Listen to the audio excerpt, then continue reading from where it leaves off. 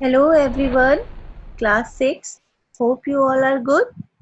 Okay, the topic for today is a poem titled The Kite, written by Harry Ben. We all love to fly kite or love to see flying kite, but have you ever noticed the way it's fly and how it looks when it's fly? So basically, in this poem, through the words, the poet Harry Ben create a beautiful picture of a flying kite. Let's start the details explanation of the poem. The kite. All of us like to fly kites. हम सबको kites उड़ाना पसंद है. Have you ever tried to fly one? क्या आपने कभी कोशिश करी है किसी काइट को उड़ाने की? Read this poem about a kite as it flies in the sky. चलिए इस पोएम को पढ़ते हैं और जानते हैं कि जब काइट आसमान में उड़ती है तो कैसी लगती है. Let's recite the poem with me. How bright on the blue is a kite when it's new. Means कितनी सुंदर लगती है वो काइट जब न्यू होती है. ऑन द ब्लू, ब्लू यहाँ रेफर किया गया है स्काई को. तो आसमान में वो पतंग उड़ती हुई कितनी सुंदर लगती है जब वो नई होती है. With a dive and a dip.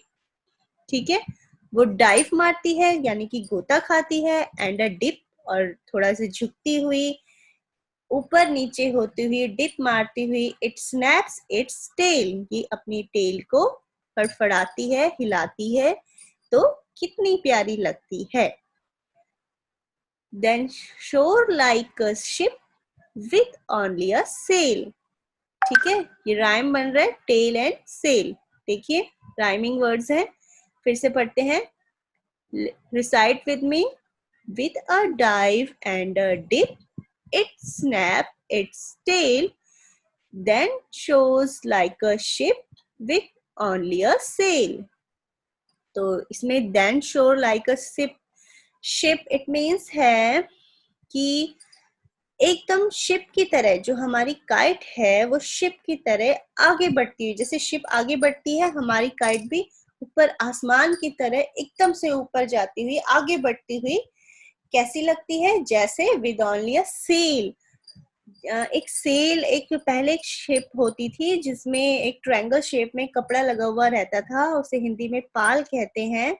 तो हमारी जो काइट है, पोएट कह रहा है हमारी काइट भी उसी सेल की तरह लगती है, जो एक शिप होती थी जिसमें ट्रायंगल शेप में कपड़ा लगा हुआ होता था. उसी सेल की तरह हमारी काइट भी लगती है कि एक ही पाल के मदद से किस तरह उस शिप की तरह हमारी काइट आसमान में ऊपर ही ऊपर जा रही है और कितनी सुंदर लग रही है. आगे है as over tides of wind it rides. मतलब जिस तरह शिप लहरों, टाइड्स मीन्स होते हैं लहरें, पानी की जो टाइड्स होती है, जिस तरह शिप उन लहरों के ऊपर से आगे बढ़ती हुई जाती है लहरों के वेग से, उस तरह हमारी जो पतंग है वो हवा के वेग से आगे बढ़ती रहती है. हवा के वेग से आगे राइड करती रहती है, आगे बढ़ती रहती है और कितनी सुंदर लगती है. Climbs to the crest of a gust and pulls. वो कह रहे हैं climbs to the crest मतलब और ऊंची उठती हुई और ऊपर चढ़ती हुई. of a gust मतलब होते हैं हवा के झोंके से वो और आगे बढ़ती हुई कितनी सुंदर लगती है. and pulls और तभी फिर हम उसे थोड़ा नीचे खींच लेते हैं. then seems to rest as winds falls. then seems to rest means जब हवा का as winds falls, जब विंड हवा रुक जाती है, then seems to rest तो हमारी काइट भी रेस्ट करने लग जाती है, काइट भी रुक जाती है, थम जाती है. when string goes slack you wind it back. जब string goes slack means जो पतंग का जो धागा होता है हम उसे पीछे की तरफ खींचते हैं, तो इसी तरह हमारी पतंग भी पीछे की तरफ आती है, क्योंकि जब हवा रुक जाती है पतंग रेस्ट में हो जाती है तो फिर हम उसे धागे से पीछे की तरफ खींचने लगते हैं। आगे, and run until a new breeze blows, और जब दोबारा से न्यू ब्रिज ब्लोज, दोबारा से ठंडी हवा का झोंका, मतलब हवा का झोंका जब हवा फिर से चलने लगती है तो रन अंटी, तो हमारी पतंग दोबारा से जो है लहराने लगती है। And its wings fill and up it goes, और फिर से वो अपने पंखों को लहराती है एंड अप इट गोज, और आगे बढ़ने जाने लगती है। How bright on the blue is a kite when it's new, तो how bright on the blue, हमारी पतंग कितनी सुंदर लगती है जब वो नई होती है। आसमान में पतंग कितनी सुंदर लगती है जब वो न्यू होती है। ठीक है, आगे बढ़ेंगे अब। But a regular thing you never will see when it flaps on a string in the top of a tree, वो कह रहे हैं लेकिन एक गड़बड़ हो जाती है when it flaps on the string, जब इसका धागा in the top of a tree, किसी पेड़ के टॉप में फंस जाता है, you never will see, तो तुम उसे कभी भी देख नहीं पाते हो।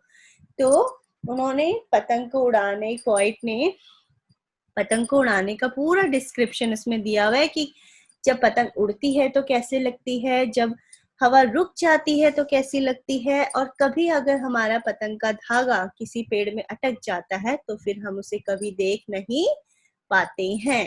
तो ये सारे डिस्क्रिप्शन हैरी बैन ने इस पोएम में एक्सप्लेन की हुई है, बताई हुई है, और इतने ब्यूटीफुल तरीके से इस पोएम, मतलब एक काइट के उड़ने को लेकर इतने अच्छे से उन्होंने एक्सप्लेन किया हुआ है कि अक्सर हम पतंगे देखते हैं उड़ते हुए, पर इतना डीपली हमने उसके बारे में कभी नहीं सोचा होगा जितना डीपली सोच के पोएट ने ये पोएम बनाई है।